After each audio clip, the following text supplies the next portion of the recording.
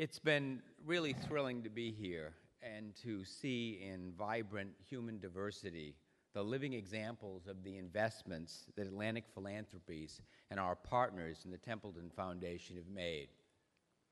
It happens that almost certainly by accident, the average age of this year's Purpose Prize winners places their birth at almost exactly the moment that Americans of a certain age will never forget, September 11th of its time, December 7th, 1941, what President Franklin Roosevelt called a day that will live in infamy. Now, though it took place 13 years before I was born, I feel a special affinity for December 7th because, like this year, that date fell on a Sunday, long before the 24/7 media environment that now engulfs us. I grew up in a small Rhode Island town, and its evening newspaper, the Westerly Sun, founded by Seventh-day Adventists, did not publish on Saturday, but did publish on Sunday. Not a paragon of journalism, the Westerly Sun, but as the only Sunday evening newspaper in the United States, it scooped the nation on Pearl Harbor. Small towns have to claim what distinctions we have. Wasilla, Alaska has Sarah Palin. Westerly has the nation's first headline reporting the Pearl Harbor attacks. Now, despite the infamy that spurred it, the American and Allied response to the Pearl Harbor attacks ushered in what Tom Brokaw has called the greatest generation, accelerating the social changes that transformed the United States in years to come, greatly expanding the access of working people to higher education through the GI Bill, eroding some racial and ethnic barriers and stereotypes, bringing more women into the workforce. The atrocities revealed by the liberation of the Nazi death camps galvanized the world community to create the United Nations and the Universal Declaration of Human Rights, whose anniversary we celebrate this Wednesday, giving force to a shared recognition that national sovereignty would never again trump fundamental human rights. Now, in all these matters, the drive for full racial and gender equality, the commitment to narrow the gap between rich and poor, the belief that international cooperation is the way to solve global problems, the resolve to end genocide, and in so many other ways we have often faltered and failed the vision of those who came before us. But the arc of human progress, as Martin Luther King put it, continues to bend toward justice. In the Second World War, crisis shook up systems, forged innovation, and advanced equality and progress. Do we stand at a similar moment today? I hope and believe we do, and I want to talk with you about how I believe Purpose Prize winners and fellows and all Encore careerists are essential to seizing that moment and bending the arc more sharply toward justice. Let me say a few words about why Atlantic has been so excited about the Purpose Prize. Atlantic is one of the too few foundations with a focus on aging, and indeed in each of the countries in which we work, we are the largest private funder in that field. For us, a focus on aging has two closely intertwined aspects. First, on the whole, in developed countries like the United States, most people are living longer. To go back to Franklin Roosevelt for a moment, Jack Rosenthal of the New York Times Company Foundation made an impression on me a year or two back when he said that he had just finished reading Doris Kearns Goodwin's book on FDR and Eleanor, No Ordinary Time. And he was startled to realize, reading the epilogue, that FDR and every significant person in the story, except Eleanor, who made it to her early 70s, was dead by the age of 65. But that day's New York Times and most days' Times since, however, have had one obituary after another of prominent and accomplished people living to their late 80s and 90s. Studs Terkel, the great journalist, activist, and megaphone for the stories of ordinary people, who died last month in his beloved Chicago, wrote 4 books after the age of 90. And if I'm not mistaken, more or less started his Encore career with Division Street, Working, and other now classic volumes around the time we generally consider retirement age.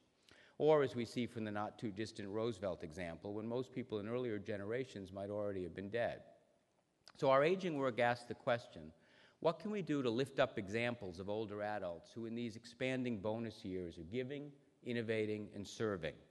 What can we do, as my friend and Atlantic colleague Sarah Lawrence Lightfoot put it last night, to craft policies and build institutions that will help unlock this enormous potential and indeed help to turn it into an unstoppable force? But at the same time, we recognize that for too many older adults, particularly at this moment of financial crisis not seen since the Great Depression, where the value of retirement accounts like foundation endowments and government tax revenues has plummeted, an Encore career may seem to be a luxury. A luxury when you are struggling to keep your house or help your children, the first generation in this country who may be less well off than their own parents, or indeed help your own frail and elderly parents, since not all 97-year-olds are adding gigabytes to their laptops like jocks. Some are in need of round-the-clock care. For too many older adults, the later years are times of enormous need and insecurity, financially, medically, and socially. And even as we celebrate the enormous potential of late-life social activism, we need to acknowledge that the opportunities to engage in it are acutely limited by social inequality. I learned Friday from Bob Lawrence of the Johns Hopkins School of Public Health just how stark these can be. An Asian American woman living in the wealthy suburbs of New Jersey can expect to live until 91 years of age. A black man in an American Rust Belt city, 58. In that 33-year gap is an incalculable loss of human capacity.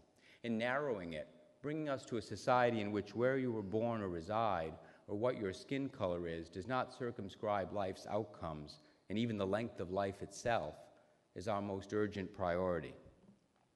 This frames our agenda in very sharp terms. We need not only to tap the power, the knowledge, the wisdom, and yes, the sexiness, as Sarah Lawrence Lightfoot so winningly puts it, of age. We need to do that in a way that works for all older adults.